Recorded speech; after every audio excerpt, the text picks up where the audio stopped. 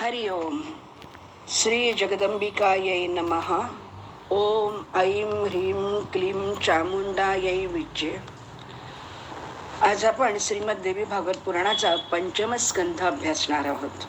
अर्थातच श्रोता आहे जिज्ञासू जन्मेजय आणि वक्ता आहे प्रत्यक्ष ज्यांनी पुराण लिहिली त्याचे निर्माता आणि वक्ता श्री व्यास महर्षी. आता जन्मेजय अनेक प्रश्न विचारतोय, त्यानुसारच आता त्याला खूप इच्छा झाली आहे की आपण आता कृष्णचरित्र आपण मागच्या चौथ्या स्कंदामध्ये पाहिलेलं आहे. तर मग ही सर्वांना जी नाचवते, जी सर्वांचा जिच्यावर अंकुश आहे, तशी ही महामाया भगवती हिच्याबद्दल आपण जाणून घेऊया. आणि भगवती काय काय करते, तर ती भगवती ब्रह्मा विष्णू महेश यांना सुद्धा कामाला लावते आणि ती सांगेल त्यानुसार त्यांना करावं लागतं. आणि तिच्याच हात सगळ्यांचं मरण आणि तिच्या हातातच सर्वांचे जन्म आहेत. तर अशा प्रकारे आता जन्मेजय विचारतो की मला तुम्ही ह्या देवीबद्दल आणखीन काही सांगू शकाल का. तेव्हा व्यास म्हणतात, फार पूर्वीच्या काळी एक महिषासूर नावाचा एक राजा राज्य करत होता. देवता आणि दैत्यांमध्ये त्यांचं खूप भीषण युद्ध झालं होतं. असं की या महिषासुराने एक नाही दोन नाही इष्टदेवतेचं ध्यान करत 10,000 वर्ष तपस्या केली. आणि हे कठीण तपश्चर्या बघून नेहमीप्रमाणे लोकपितामह चतुर्मुख ब्रह्माजी प्रसन्न झाले आणि त्यांनी आपण विचारलं की तू वर माग, मी तुझ्यावरती प्रसन्न झालोय. तेव्हा नेहमीप्रमाणे त्यांनी उत्तर दिलेलं आहे की मला अमरतेचा वर द्या, मला अजिबात मृत्यू येता कामा नये. तेव्हा ब्रह्माजी म्हणाले की जो जो जन्मलेला आहे तो मरणार आहे आणि जो मरणार आहे तो जन्मणार आहे. हे सृष्टीचं अनियमित असं चक्र आहे, त्याला काही नियम नाही, त्याला तो तसंच चालू राहणार ते म्हणजे. तर तेव्हा तो म्हणाला महिष की तू असं करा की तुम्ही देव दानव मानव यक्ष गंधर्व किन्नर यांच्याकडून कोणाहीकडून कुठल्याही पुरुषाकडून मला मृत्यू येता कामा नाही. आणि जर का हे लोक मला मारू शकत नाही, ब्रह्मा विष्णू महेश इंद्र अग्नी वरुण हे जर का मला मारू शकत नाही, तर एखादी स्त्री जी अबला आहे तर ती मला काय मारणार. तर म्हणून तुम्ही मला एखाद्या स्त्रीच्या हातून माझा मृत्यूच येणार असेल तर एका स्त्रीच्या हातून मला मृत्यू येऊ दे, असं तुम्ही मला वरदान द्या. आता इथे गंमत बघा की त्याच्या मनामध्ये तो अभिमानी आहे. तर त्याला असं वाटतंय की कुठचाही पुरुष देव मला जर का मारू शकत नाही. आणि असं म्हणताय ब्रह्माजी की कोणीही प्रत्येक जण मरणारच आहेत, तर पण जर का मी स्त्रीकडून मृत्यू मागून घेतला तर स्त्री मला काय मारणार. तर त्याच्यामुळे भले त्यांचंही म्हणणं खरं होईल पण मला पण मृत्यू येणार नाही. पण गंमत अशी आहे की त्या वरदानामध्येच एक क्लुप्ती दडलेली होती की त्यांनी सांगितलं की मला स्त्रीकडून मरण येऊ दे. म्हणून मग काय होतं की ब्रह्मदेव हो म्हणतात आणि ते निघून जातात. तेव्हा हा जो महिषासूर असतो तर तो खूप आनंदित होतो आणि त्याला एक की चला आता मला कोणी मारणार नाही, मी सबंध कायम अमर राहील आणि सर्व देवतांवरती राज्य करेन. मग राजा म्हणाला पण हा आहे तरी कोण, हा कोणाचा मुलगा. तेव्हा व्यासजी म्हणाले की धनुला रंभ आणि करंभ असे 2 पुत्र झाले आणि ते दानवश्रेष्ठ भूमंडलावरती प्रसिद्ध होते. पण एक त्यांच्याकडे दुःख त्यांना होतं की ते संतानहीन होते. पुत्रप्राप्तीसाठी म्हणून त्यांनी अनेक वर्ष कठोर तपश्चर्या केली. त्याच्यामध्ये जो करंभ होता त्यांनी नदीमध्ये पंचाग्नी म्हणजे पंच नदीमध्ये जाऊन त्यांनी तळाला जाऊन बसला आणि त्यांनी कठोर साधना केली. आणि जो रंभ होता त्यांनी वटवृक्षाच्या खाली पंचाग्नी सेवन केलं, मग त्याची साधना केली. आता इंद्राच्याही लक्षात येतं आणि म्हणून इंद्र दोघांकडेही जातो. आणि इंद्र जो पाण्यामध्ये आता बसलेला आहे करंभ, तर तिथे जातो आणि इंद्र मगराचं एका रूप घेतो आणि त्याचे पाय खिसून त्याला मारून टाकतो. हे जेव्हा रंभाला कळतं तेव्हा तो अतिशय चिडतो, त्याला खूप राग येतो. आणि म्हणून तो विचार करतो की काय अर्थ आहे, मी म्हणजे आम्ही दोघांनी एवढी तपश्चर्या केली आणि तो मरून गेला, त्याला पुत्रप्राप्ती झाली नाही. म्हणून तो खूप चिडतो, उद्विग्न होतो आणि तो आपलं मस्तक छाटायला जातो तेवढ्यामध्ये. कारण तो पंचाग्नी साधना करत असतो. तर अग्निदेव तिथे येतात आणि अग्निदेव म्हणतो की आत्महत्या करणं अतिशय चूक आहे, तुला कशाला मरायला हवंय, तुला काय हवंय ते मला सांगते, मी देण्याचा प्रयत्न करतो. तेव्हा लगेच नेहमीप्रमाणे की मला तिन्ही लोकांवर विजय मिळवणारा असा शत्रूंचा विनाश करणारा मला पुत्र पाहिजे आहे. आणि तो नुसताच पुत्र असा नको आहे, तो महापराक्रमी आणि त्याला आपल्या इच्छेनुसार त्याची रूपं धारण करता आली पाहिजेत आणि तो सर्व लोकांमध्ये वंदनीय झाला पाहिजे. अग्निदेव तयार होतात आणि अग्निदेव म्हणतो की ठीक आहे, तुझी इच्छा पूर्ण होईल, तर त्याच्यासाठी तू असं कर की तुला जी कोणी स्त्री आवडेल तिच्यावर तू समागम कर आणि त्याच्यामुळे तुला पुत्रप्राप्ती होईल. आता दैवयोग कसा आहे बघा. तर तो जो रंभ आहे तो जातो आणि असं तो बाहेर पडतो तिथून आणि त्याला दिसतं कोणतं मदमत्त झालेली एक महिषी, म्हणजे म्हैस त्याला समोर दिसते. ती खूप सुंदर असते आणि ती अगदी कामपीडित झालेली असते. तर तो सर्व आजूबाजूच्या स्त्रिया सोडतो आणि त्या महिषीला, म्हणजे ती जी म्हैस आहे तिच्यावर आसक्त होतो आणि तिच्यावरती समागम करतो आणि आता ती गर्भवती होते. आता आणि तो तिला घेऊन पाताळ लोकामध्ये जातो. पण एक दिवशी काय होतं, एक म्हैस म्हणजे दुसरा जो रेडा असतो तो या कामासक्त म्हैशीवरती आसक्त होतो आणि तो तिच्या मागे लागतो. हे रंभाच्या लक्षात येतं आणि म्हणून रंभ त्याच्यावरती चाल करतो. परंतु तो जो महेश असतो, दुसरा जो रेडा असतो, तो महाताकदवान असतो आणि तो रंभावरती आपले शिंग मारतो आणि त्याला मारून टाकतो. आता इकडे काय होतं, जेव्हा तो बघतो की म्हणजे महिषाकडून त्या दुसऱ्या रेड्याकडून हा मारला गेलाय, तर तेव्हा ती जी म्हैशी म्हणजे त्याची जी म्हैस पत्नी आहे, तर तिला खूप वाईट वाटतं आणि ती काय वटवृक्षाखाली जाते, कारण हा तिच्या मागे लागलेला आहे आणि त्याला तिच्यावर समागम करायचं. आणि मग इतक्यामध्ये त्यांचं लक्ष त्या यक्ष असतं त्यांच्याकडे त्याचं लक्ष जातं आणि हे रंभा आणि यक्ष यांचं आपापसात खूप म्हणजे मैत्री असते. आणि मग यक्षांच्या लक्षात येतं की ह्या म्हशीवरती या रेड्याला काहीतरी आता त्रास द्यायचा आहे आणि म्हणून तो काय करतात, ते यक्ष त्याला घेतात आणि मारून टाकतात. पण इकडे गंमत अशी होते की तिचा जो महेश आहे, म्हणजे जो महिषासुरातला जो महेश आहे तो मेलेला आहे आणि तिला खूप वाईट वाटतं की मला तर नवरा गेलेला आहे, तर मी जगून तरी काय करू, म्हणून ती चितेमध्ये उडी मारते. आणि चितेमध्ये उडी मारल्यानंतर ते यक्ष तिला खूप थांबवायचा प्रयत्न करतात, परंतु ती उडी मारते शेवटी.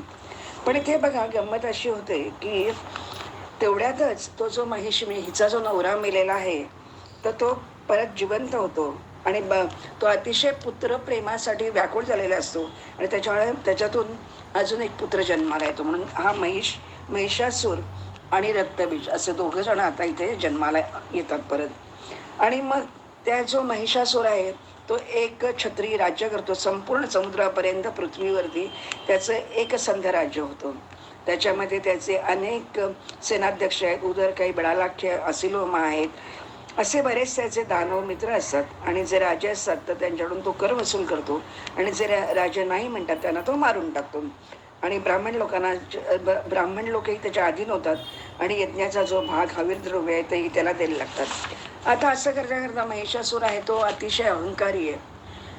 त्याला असं वाटतं की पृथ्वीवर तर मी राज्य केलंय, पण मला आता स्वर्गावर राज्य करायचं आणि इंद्रपद घ्यायचंय आणि स्वर्गातली सगळी सुख मला पाहिजेत.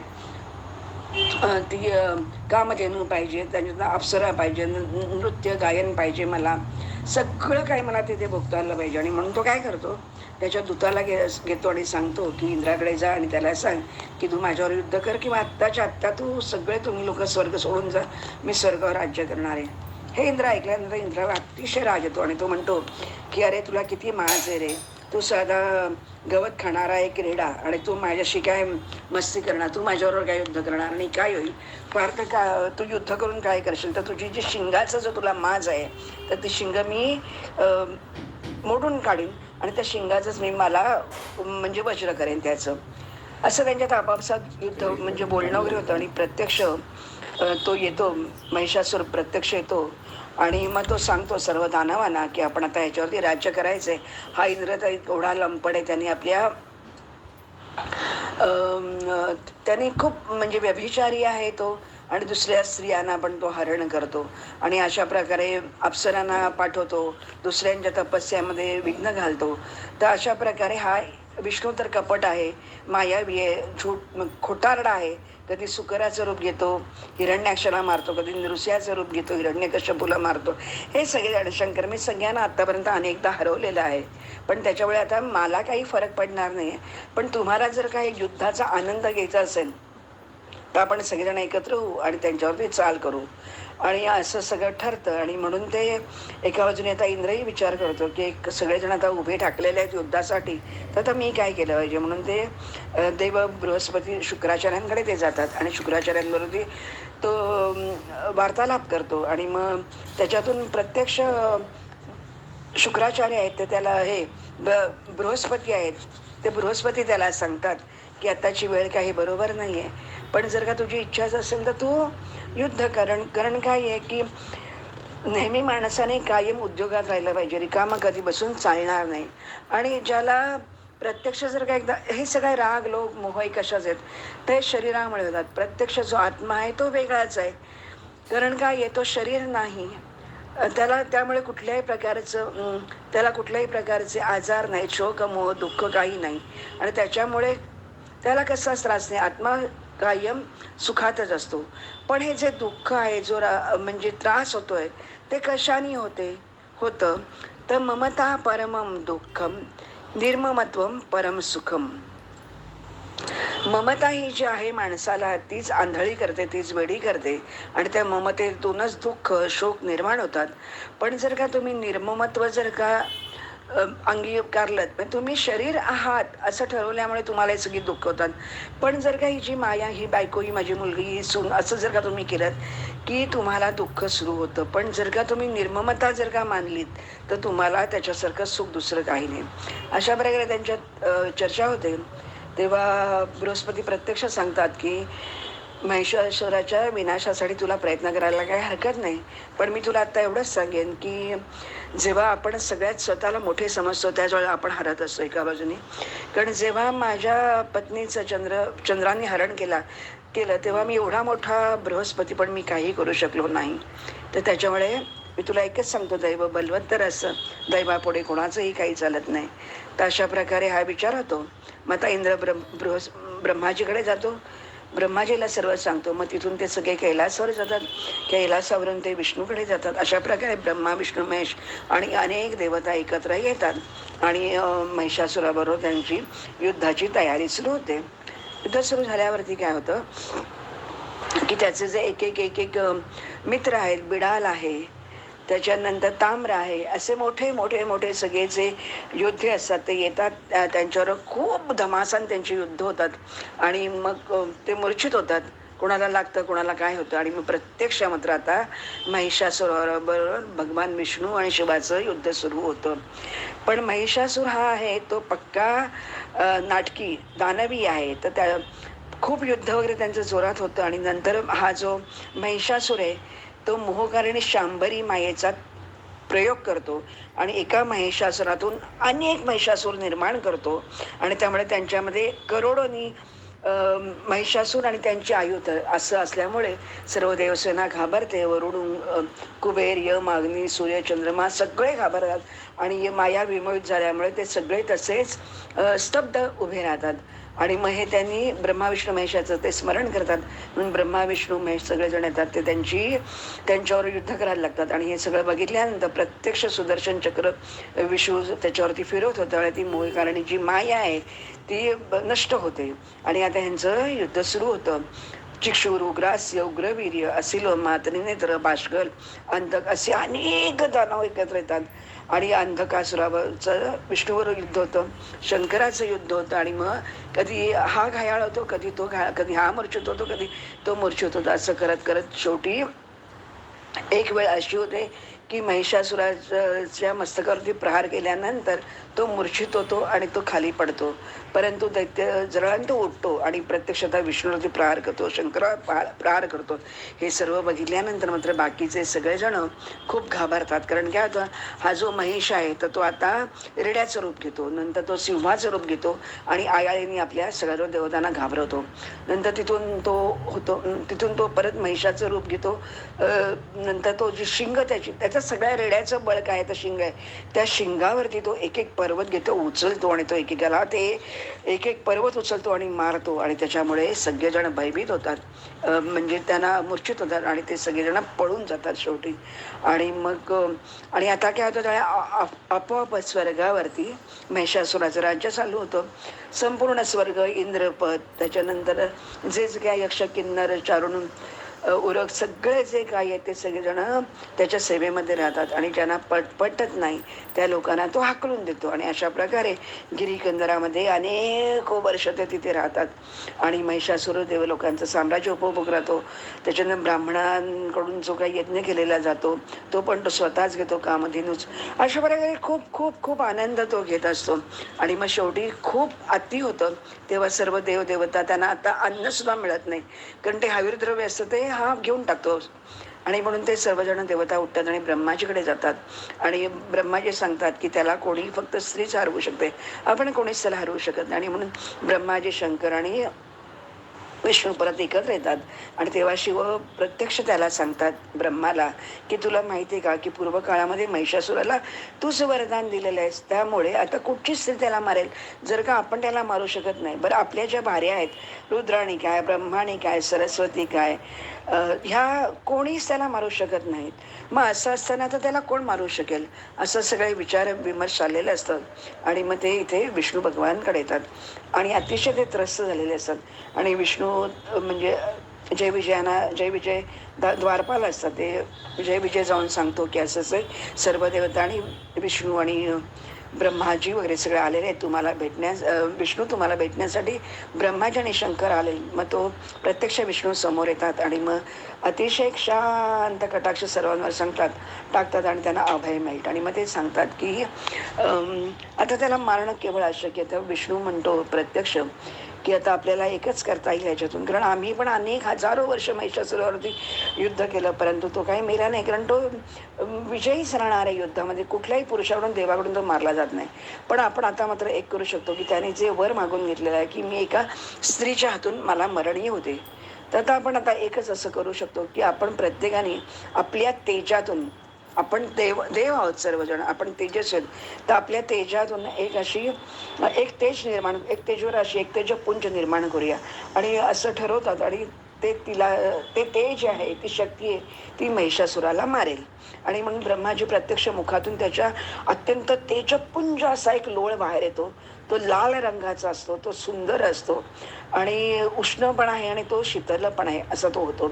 विष्णू काय करतो, विष्णूकडून पण तेज बाहेर येतं आणि त्या शंकराकडून तेज बाहेर येतं आणि ते चांदीसारखं चकचकीत असतं.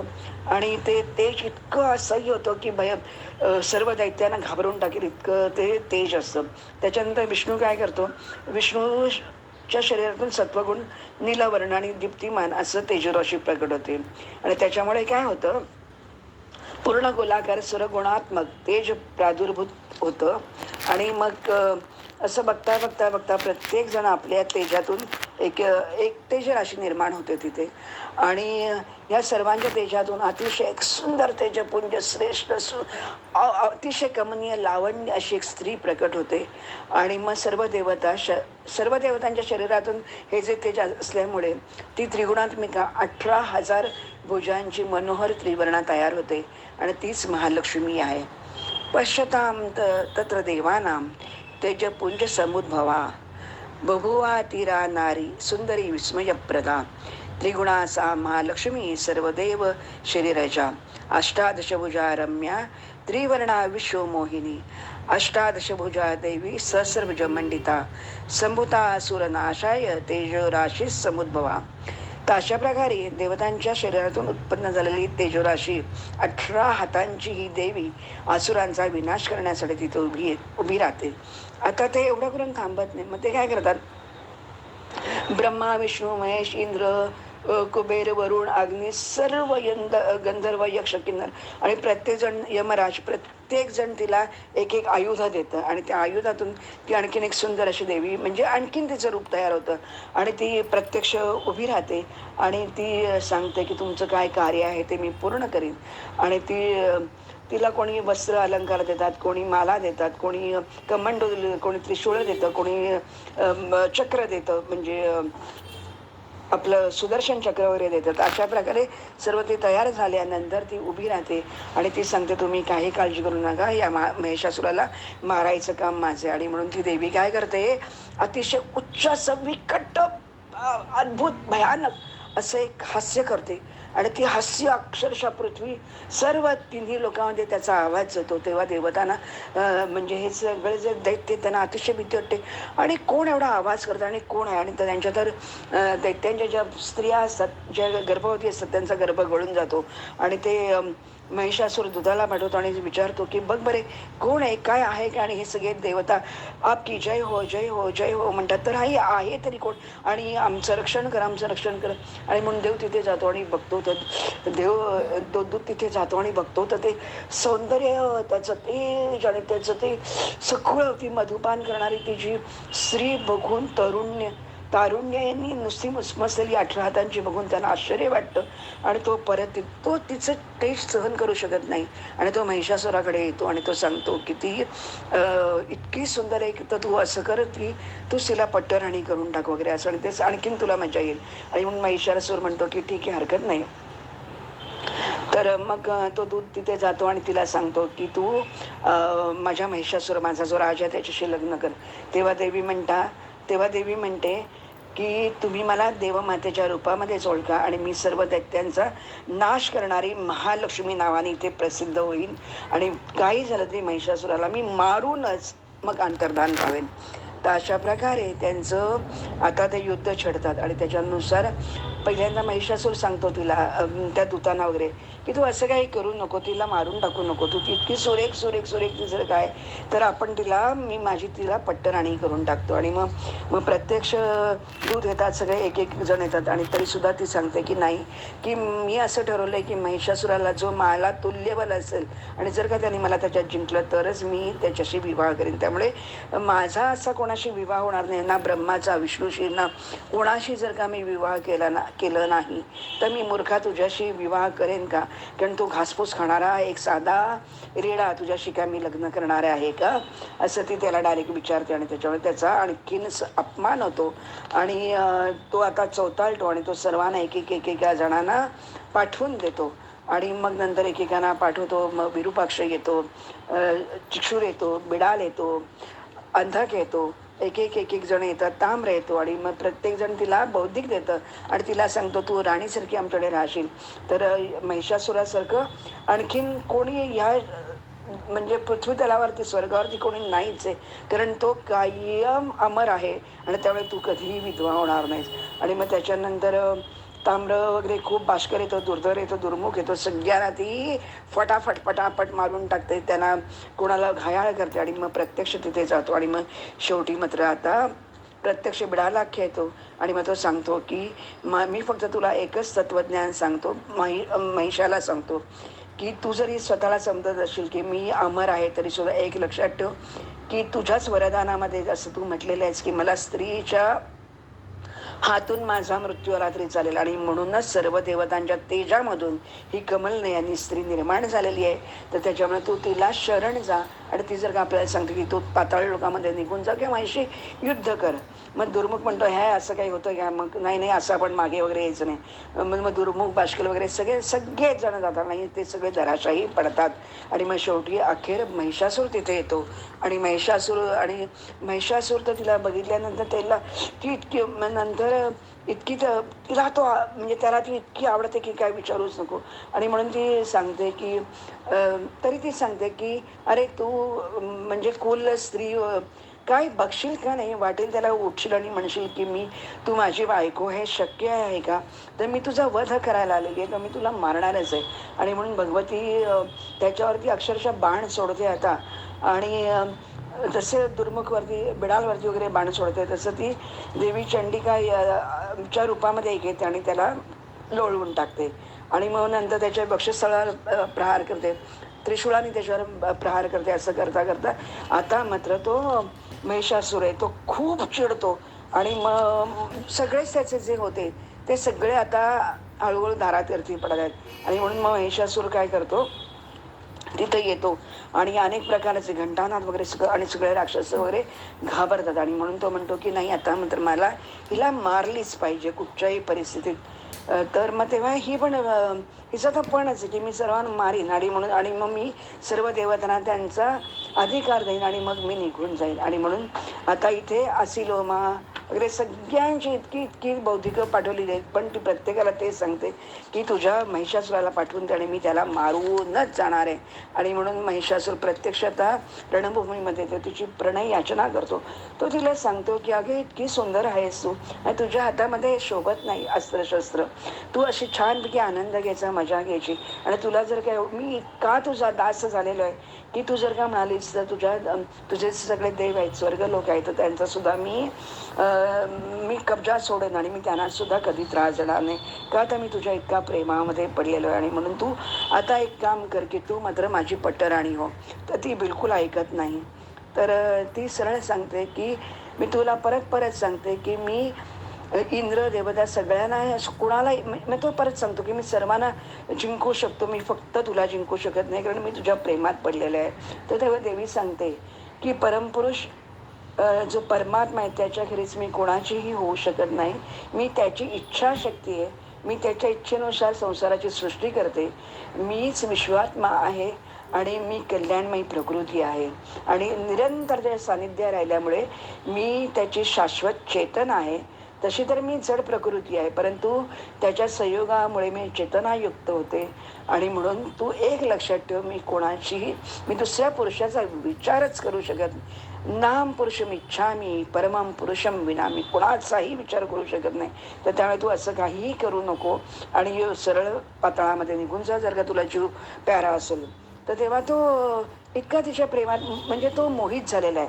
म्हणून तो तिला सांगतो की तुला मी आता एक गोष्ट सांगणार आहे. युद्धक्षेत्रामध्ये दोघे एकमेकांना मारायच्या वेळेला तर अशीच एक मंदोदरी म्हणून एक राजकन्या असते आणि ती तिच्या आईवडिलांना सांगते जन्मताच की मला काही लग्न वगैरे काही करायचं नाही, कारण संसारात हटल्यानंतर त्या नवरा सासू सासरे सगळ्यांची मनमानी आपल्याला सहन करायला लागते आणि मला तर स्वतंत्र राहायचं आहे आणि मला साधना करायची. त्यामुळे तुम्ही कधीही माझ्या आड येऊ नका, कारण मला मोक्तीच पाहिजे, मोक्षच पाहिजे. आणि म्हणून मी संसार म्हणजे संसार कधीच करणार नाही, मी आजन्म ब्रह्मचारी राहणार आहे आणि त्याच्यामुळे तुम्ही माझ्या फंदात पडू नका. मग तेवढ्यामध्ये योगायोगाने उत्तम नावाचा एक उत्तानपदाचा मुलगा जो उत्तम आहे तो तिथून जातो, तो हिलाही पाहतो आणि तीही त्याला पाहते वगैरे. तिच्या ज्या सख्या वगैरे असतात तर त्या उत्तम म्हणतो की ही कोण एवढी सुंदर वगैरे. तर त्या सांगतात की अशी ती मुलगी मग आमची मैत्रीण आहे पण तिला लग्न वगैरे काही करायचं नाही. मग ते वीरसेनकडे जातो तो आणि मग ती म्हणते की नाही मला त्याच्याशी सुद्धा लग्न करायचं नाही आहे अजिबात. आणि म्हणून ते तिला म्हणजे ती त्यांना पाठवून देते आणि तो राजपुत्र निघून जातो. आणि मग पुढे गंमत अशी होते एकदा की ही जी मुलगी असते म्हणजे तर मंदोदरी, तर तिची एक बहीण असते इंदुमती म्हणून. तर तिचं त्या लग्नाची वेळ होते म्हणून आई वडील ते म्हणतात की जाऊन तिच्या नादाला लावूया नको, आपण त्या मुलीचं दुसरीचं लग्न करून देऊ म्हणून धाकटीचं लग्न करतात.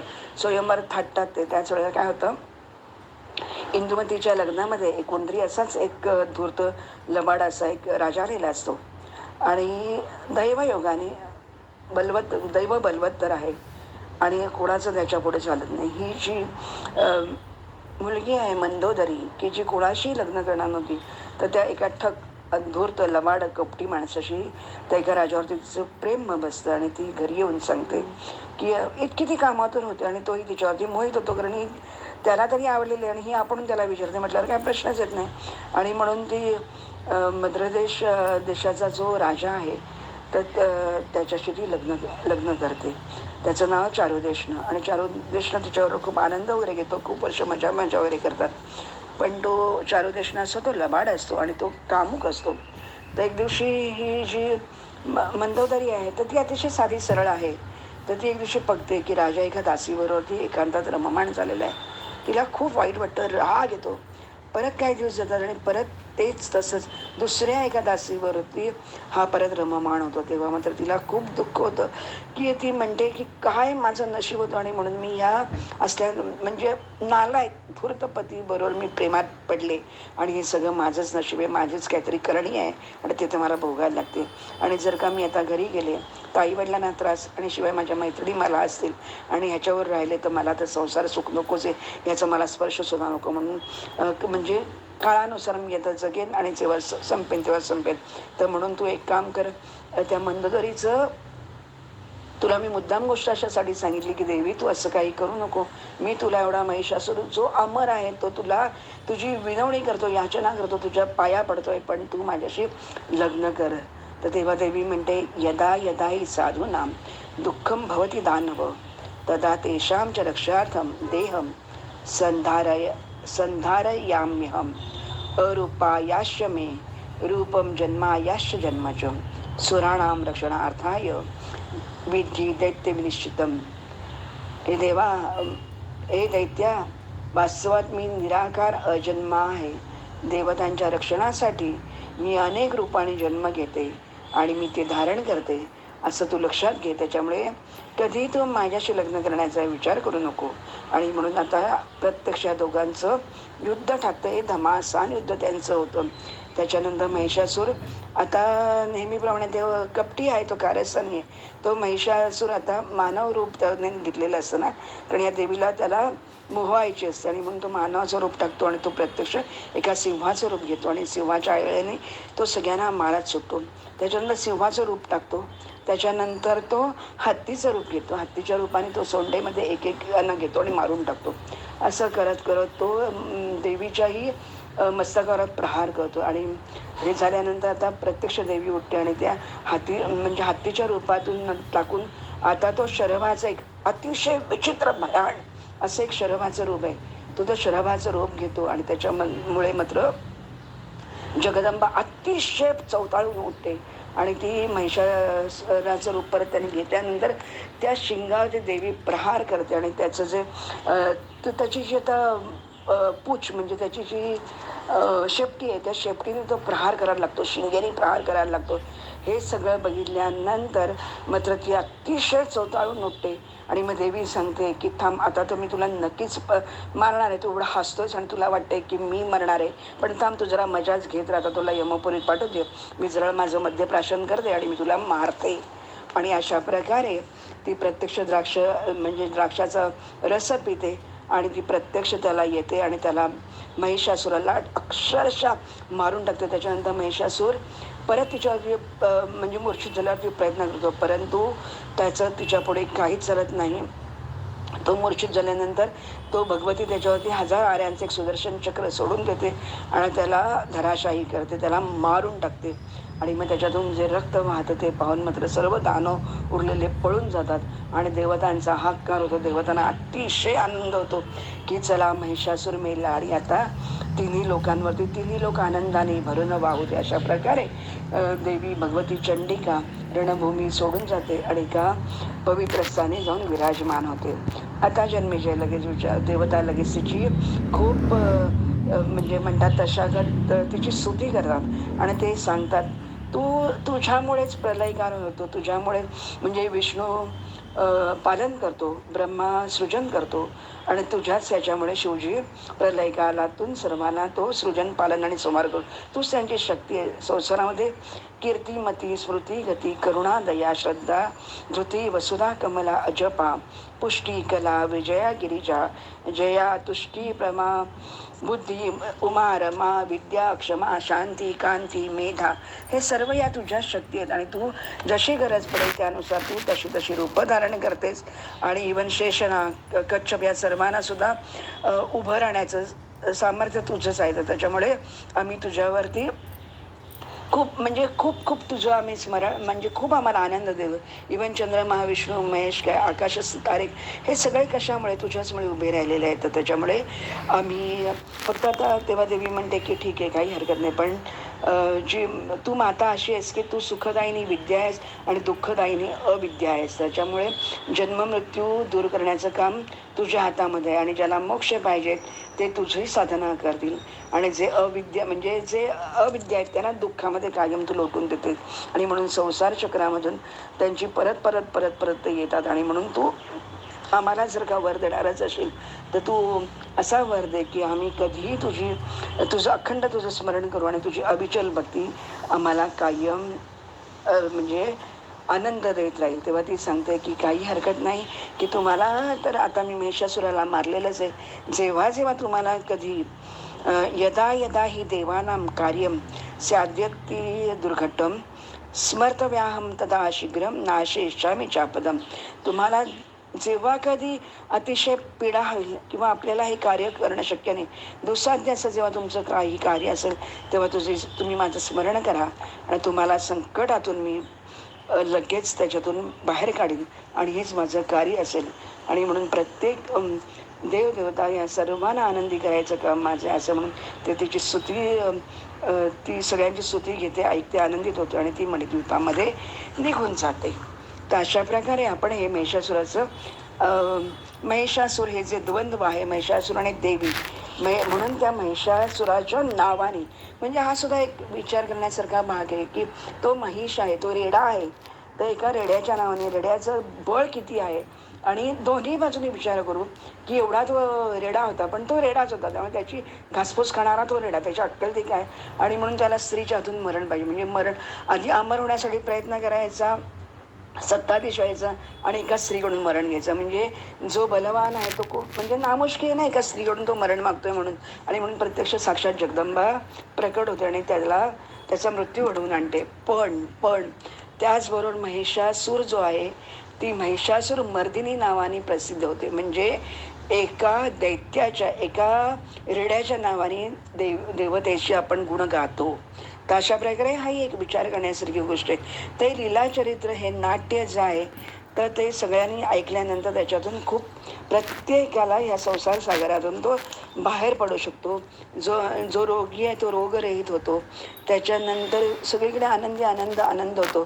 त्याच्यानंतर वेदपुराण सर्व चारी वर्णाची लोक आपापल्या कार्यानुसार कार्य करू शकतात. आणि अशा प्रकारे हे महिषासूर चरित्र आपण इथे थांबूया. ओम ऐं ह्रीं क्लीं चामुंडाय विच्चे.